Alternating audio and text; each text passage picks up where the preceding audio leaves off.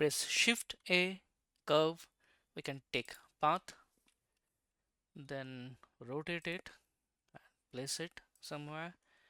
After that, we have to create the shape with this curve.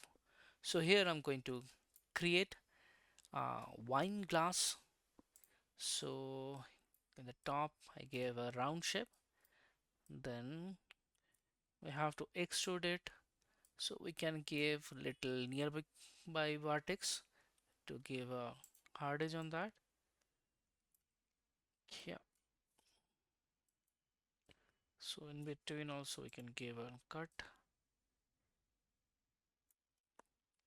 Yeah. Now we need to create the base.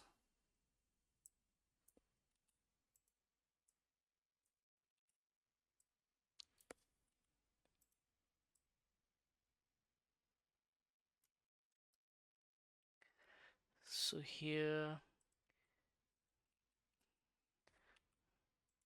we need to just keep it little bit down. Yep, I'm happy with that.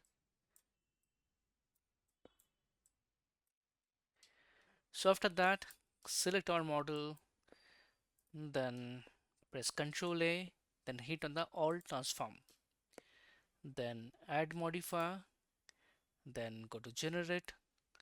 Then we are going to give a screw modifier on that. Yep. So what you can do, you can press tab again and go to the edit mode, and if you want, you can modify the shape like this.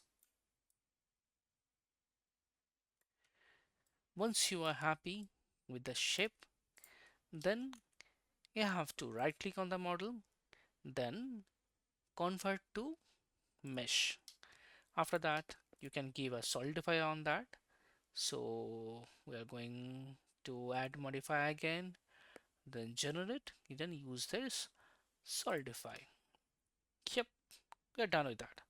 Hope you like it. If you have any doubt or anything, you just comment in the comment box. See you in the next video.